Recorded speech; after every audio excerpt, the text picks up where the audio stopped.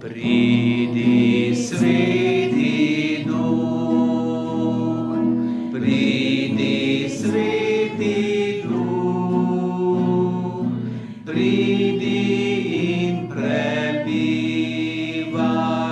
v meni, Sveti Duh.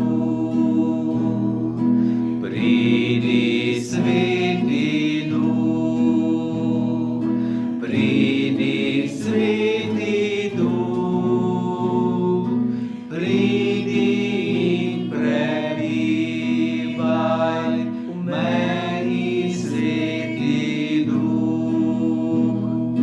Pridi, Sveti Duh, pridi, Sveti Duh, pridi in prebivaj v meni, Sveti Duh.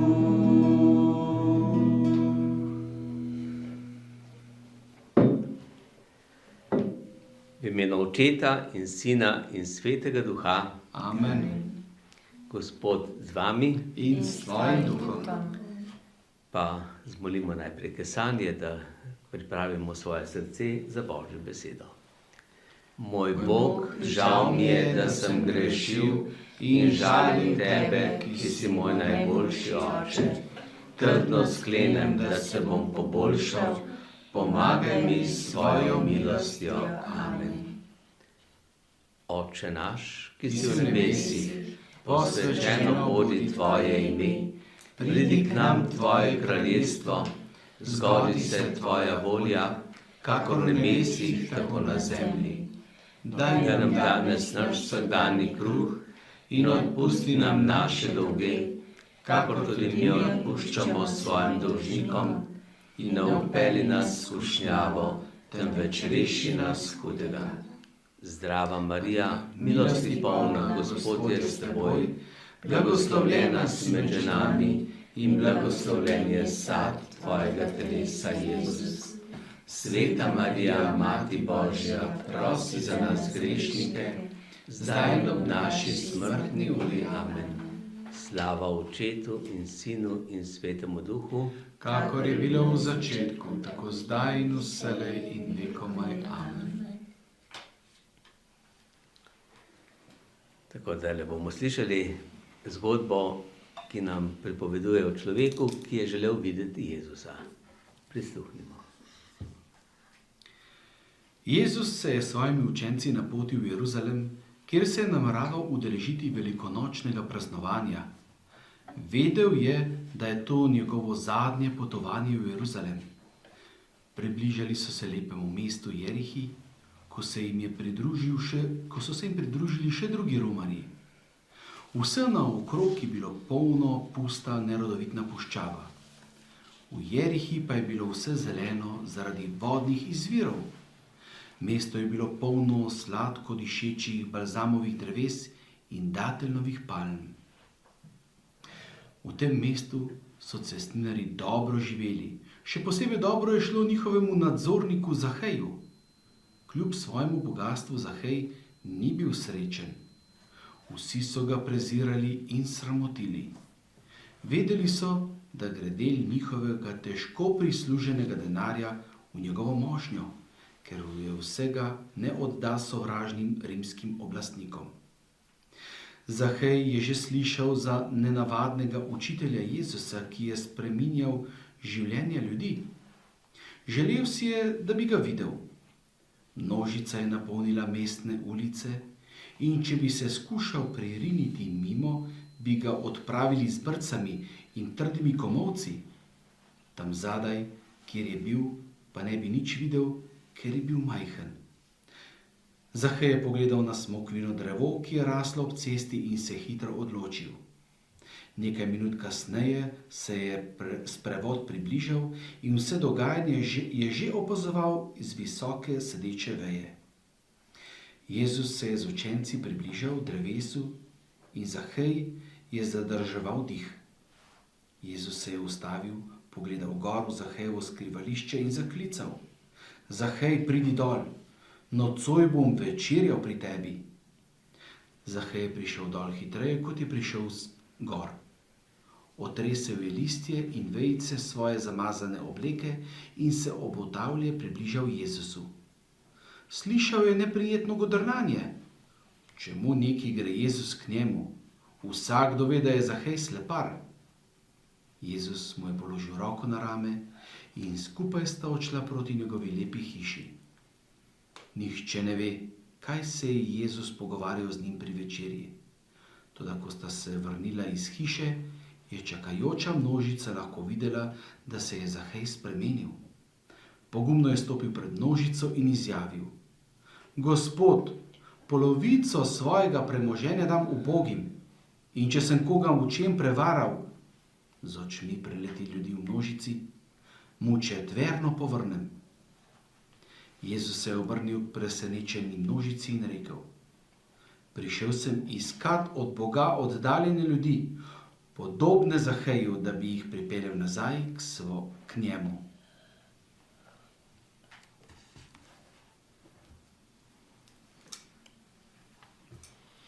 Tako, slišali smo ta zapis evangelista Luka, ki je napisal, kako se je srečal Zahej z Jezusom. In to je ena podoba, en opis srečanja mnogih z Jezusom oziroma z Bogom.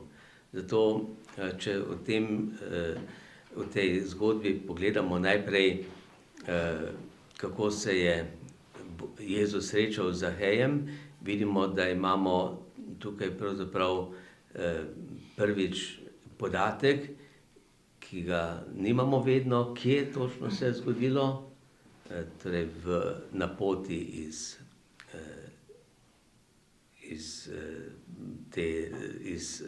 mesta, kako je bilo ime? Jerihe v Jeruzalem.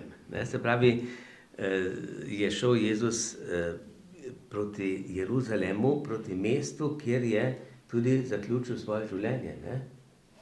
Potem, se pravi, da se je to zgodilo na tem mestu in da pove tudi ime tega človeka, Zahej. Je ime, Bog nas pozna vse po imenu. No in tako, torej, tukaj tudi Luka predstavi tega Zaheja. Kaj je bil po poklicu on? Cestninar oziroma nadzornik nad cestninarji. To je nekaj, se pravi, tisti, ki ni pobiral sam denarja, ampak je samo nadziral, kako so drugi to upravili, in on je dobil ta denar in morda tudi kaj še zase zadržal, da ni vsega oddal naprej cesarju, ker je pač na tak način želel biti srečen, če bi bil bogat. Davčna inšpekcija. Ja, tako neke vrste inšpektor je bil on. Ja? To se pravi inšpektor in še bogat po vrhu. Dve taki visoko službo in še visoko v smislu premoženja.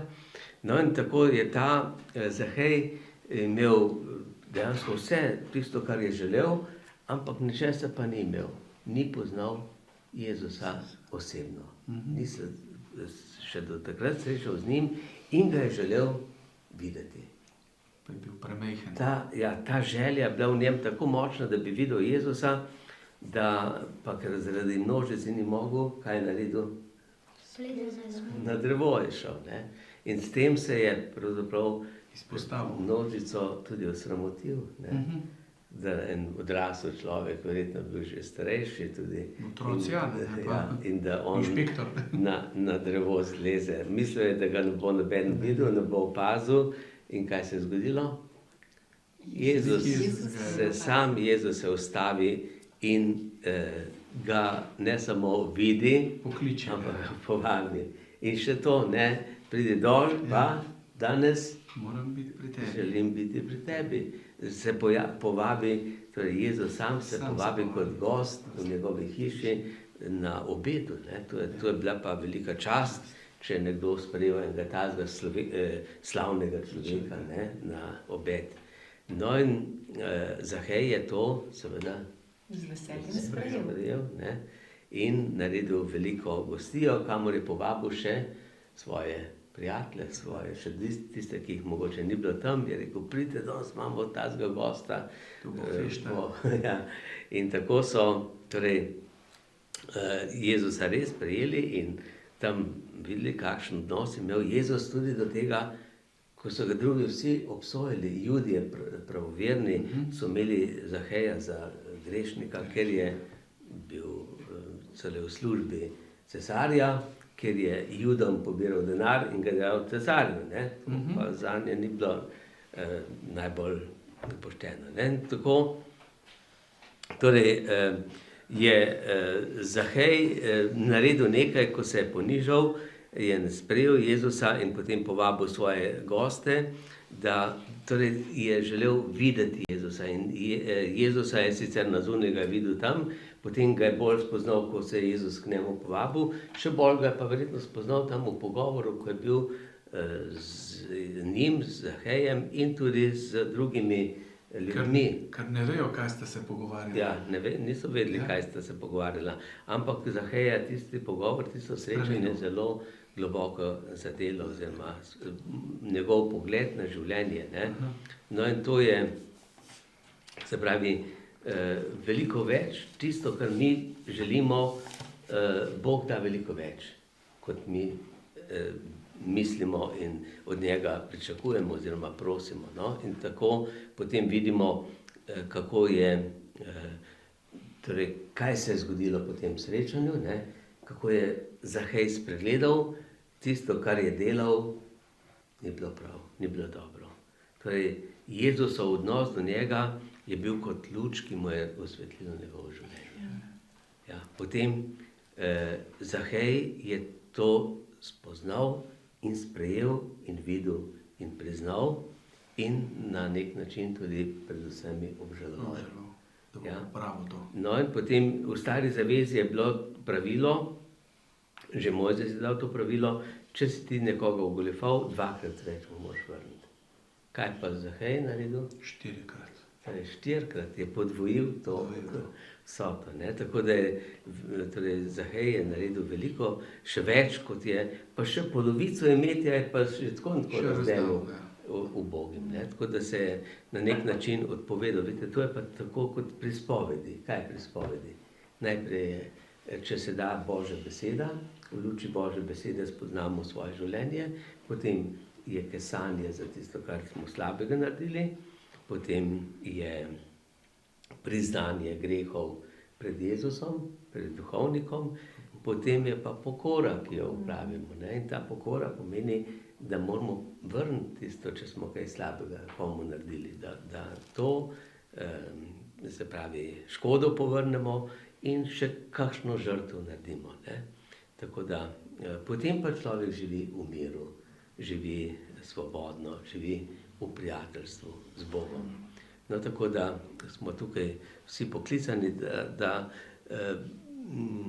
vedno v luči Božje besede gledamo svoje življenje, vidimo, kako je Bog usmiljen do nas in da smo potem mi usmiljeni do drugih. Potem pa lahko živimo kot ena skupnost, ne? Tako kot pri vsaki sveti maši vidimo veliko zrn, pa ko se jih zmelje, ko se jim doda voda, ko se jim doda toplota, postanejo kruh. Tako smo tudi mi, kristjani, lahko potem kruh, ki ga uživajo drugi, hrana. No, in bomo tako zdaj zapeli to pesmico, kakor je bil ta kruh, ki ga lomimo, prej raztresen po gorah, zgneten, eno je postal. Kakor je bil ta kruh, ki ga lomimo, prej raztresen po gorah, zgneten, eno je postal. Kakor je bil ta kruh, ki ga lomimo, prej raztresen po gorah, zgneten, eno je postal. Tako naj se zbere tvoja cerkev, zemlje Tvoje kraljestvo, kakor je bila pijača, ki jo pijemo, skrita v grozdnih jagodah in je eno postala. Kakor je bila pijača, ki jo pijemo, skrita v grozdnih jagodah in je vino postala. Tako naj se zbere tvoja cerkev, ob koncu zemlje v tvoje kraljestvo,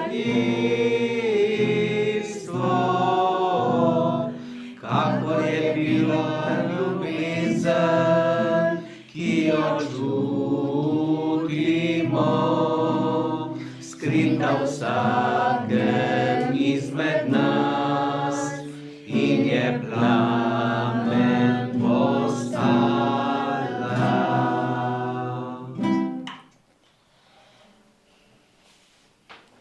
Sveti angel, varuh moj, bodi vedno ti z menoj, stoj mi noč in dan na strani, vsega hudega me brani.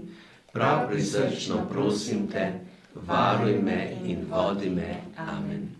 Gospod z vami. In s tvojim duhom. Blagoslov vsemogočnega Boga, Očeta, Sina in Svetega Duha, naj pride nad vas, naj vedno med vami ostane. Amen.